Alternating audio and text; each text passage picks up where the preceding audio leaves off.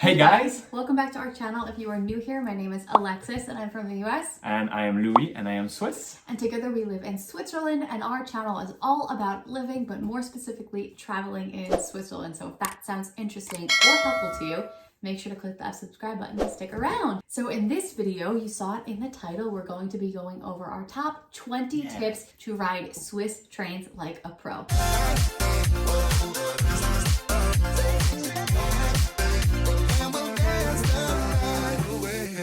So for many of you coming to Switzerland, your travels will likely be majority or almost entirely conducted on the train. And I know for so many of you, public transportation is not the norm, and this might even be your first experience with it. So we want to go over 20 tips in 3 different categories to make your planning and experience here as smooth as possible. So before we get into the video, we do want to share some resources with you that we have that might help your planning even further. Because if you're here watching this video, likely you are coming to Switzerland and maybe you're a little bit nervous and just looking for some extra guidance. So we offer free resources, including a train pass selector tool. We'll talk about that more in the video. We also offer one-on-one consultations with Louis if you want to connect with someone from Switzerland to learn even more and help plan your trip. We offer totally custom itineraries and really inexpensive $25 pre-planned itineraries with a map all over Switzerland. So that's our more affordable option if you still want a custom itinerary with all of the kind of hard work taken out for you. So without further ado, let's get into the video.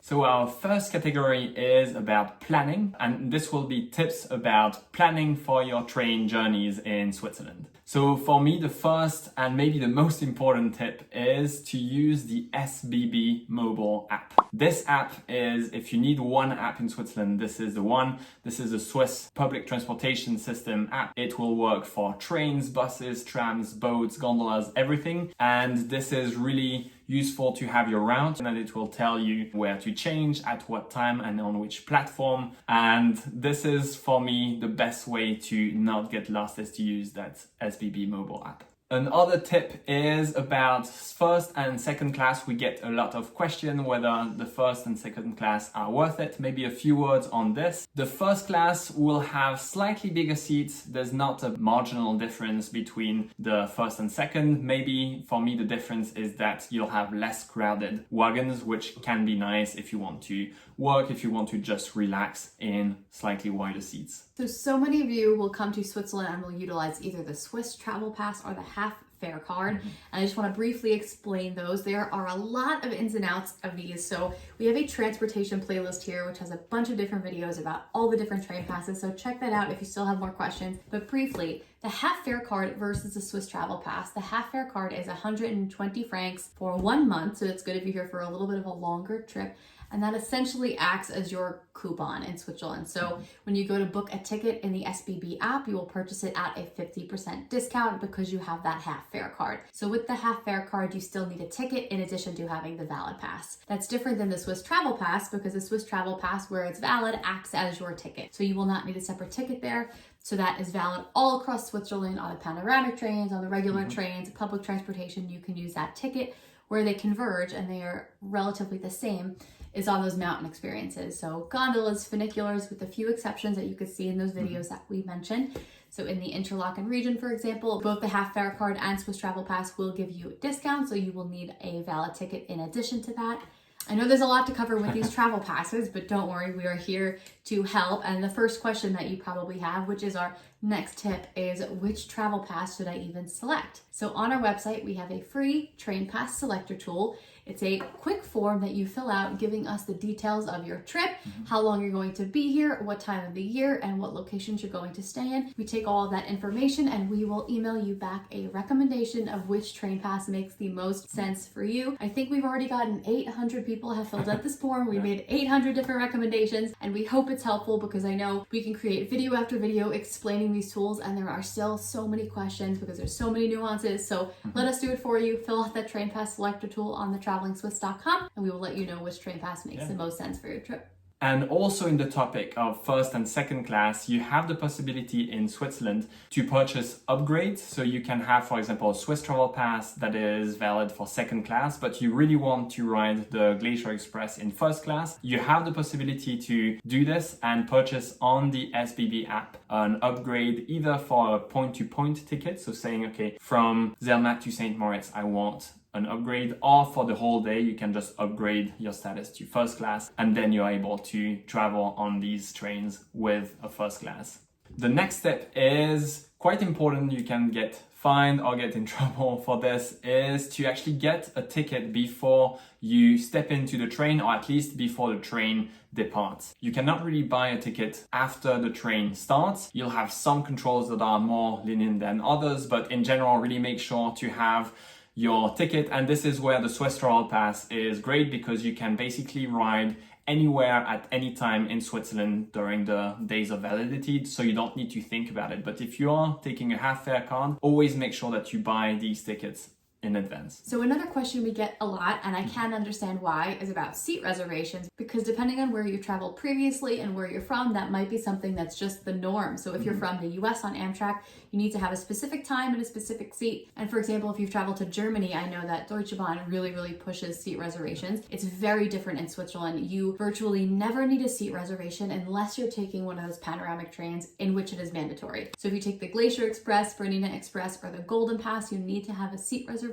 But any other train, even if it's a long distance one from Zurich to Geneva, anything like that, you just get on and sit in your reserved ticket fare class. So super simple in Switzerland. It is really easy to do.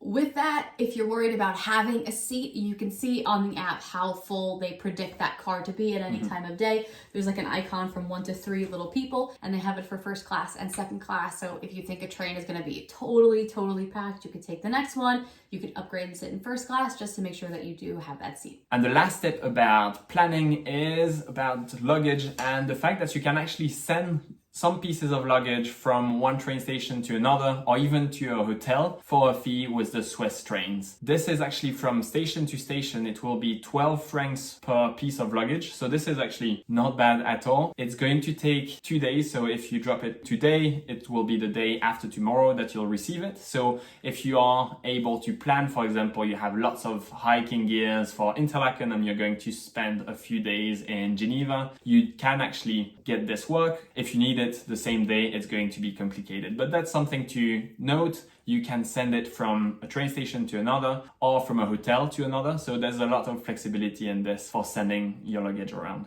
And the final tip is about maybe using the SBB app. So this is about entering places in the SBB app from where to where you want to go. I have question about, okay, I want to go to Zurich, but there's all these options with Zurich. And so really in general, you should just have the name of the city. For example, if you go to Lucerne, it will be Lucerne, period. If you have a comma, something else, it will likely be a bus stop or a smaller train station around. So just put the simple name. But I think this is just a good way to use that app better and not make any mistakes on this. So now that you're all planned, the next section of tips is all about when you're actually at the train station. So think signs, how to get around, all that kind of stuff, all that kind of questions. We'll get into it in this section. So the first tip, which kind of is a little bit in the same vein of what Louis just ended that last section on, and this is about lockers.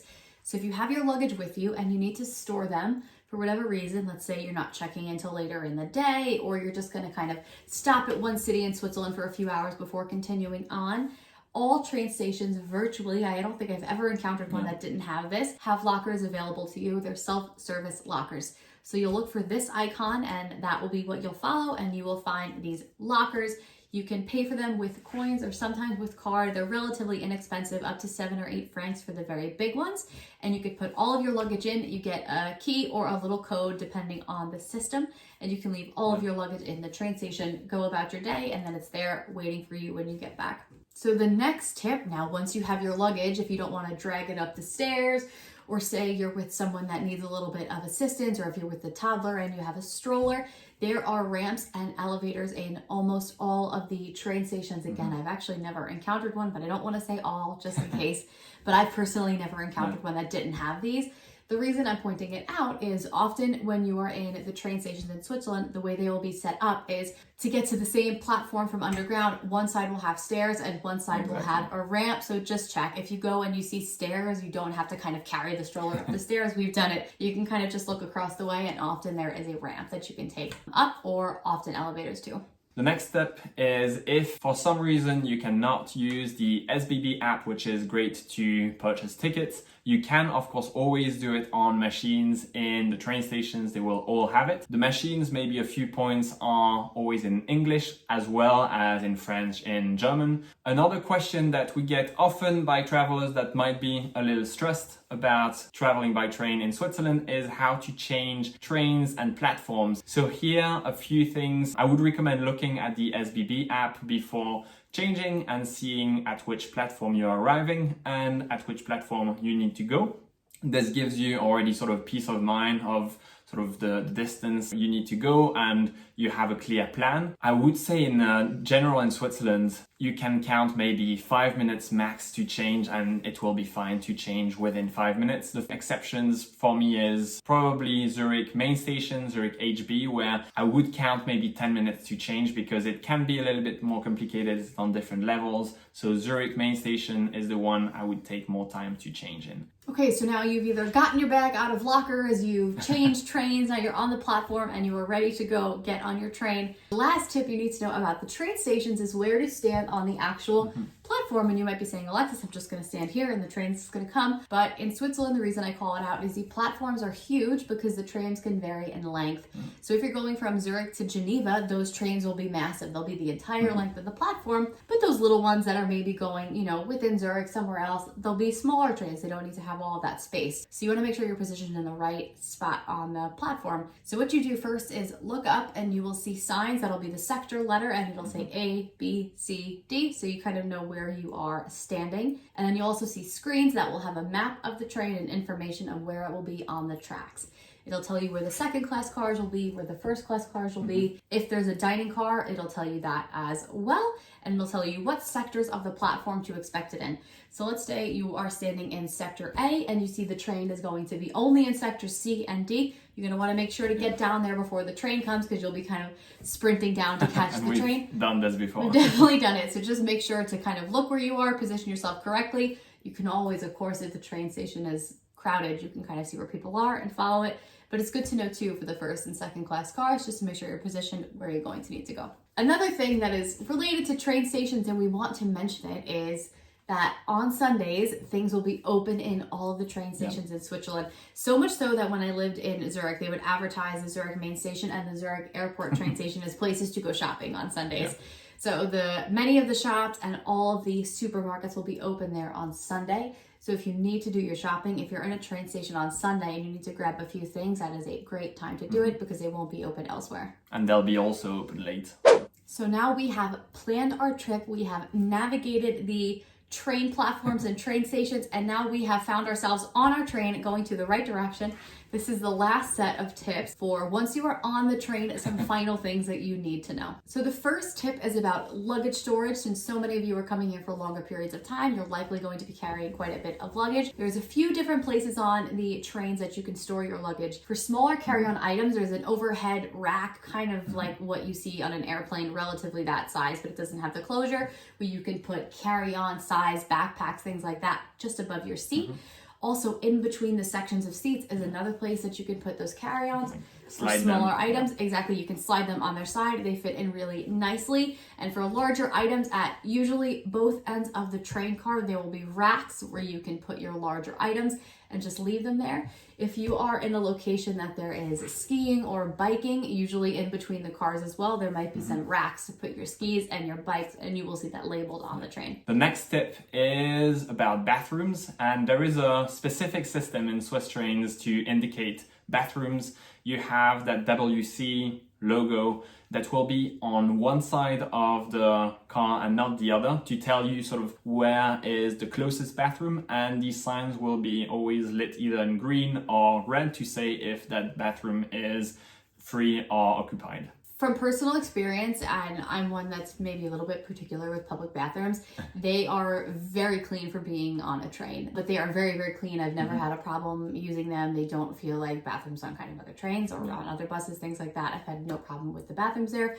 So if you're on a long journey and you're someone like me that maybe has a little bit of bathroom anxiety, don't worry that you have like a nice clean option for you on the Swiss trains.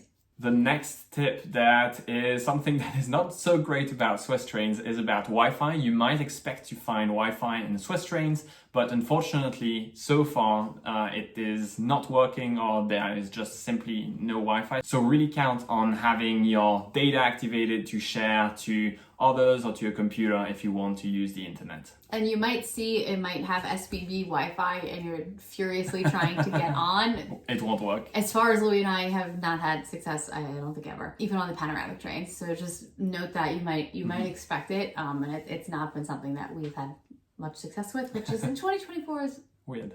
Yeah.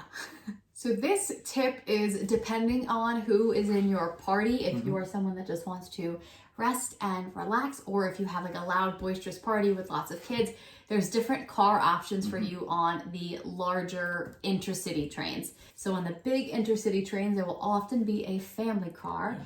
And the family car is more than just a place where you can be more comfortable with noise. Sometimes they'll even have little playgrounds with slides and places that kids can play around. It's a lot of fun. And if you're having a toddler that's a little bit antsy, sitting on a train for a few hours, I think that's a great option for you. On the other end of the spectrum, if you are just someone that's had a long day and you like to relax, there are quiet cars. So make sure your noise level is respective of where you are in the train. If you are in the quiet car and you're a family with young children, the Swiss will likely not be so welcoming to you there. So just check that out and make sure you're in the right spot. But there are multiple options on those bigger trains, depending on what your preferences are. And you can check it either on the SBB app or on the sign on the platform. There will be these different logos with like a teddy bear or with a quiet sign. So that is it for us, guys. Are you a Swiss train professional now or what? I hope so.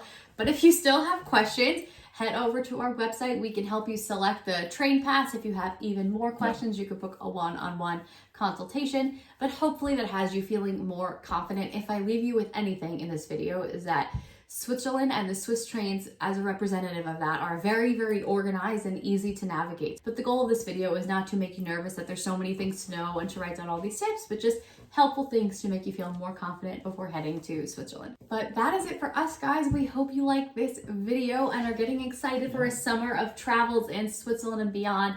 So thank you again so much for watching. If you haven't already, please hit that subscribe button. It helps the channel to grow and keep making this content for you, but we will see you in the next one. Bye, guys. Bye. Hey guys, thanks for watching. Thanks for watching. If you want to see more videos like this, please make sure to like and subscribe. We'll see you soon.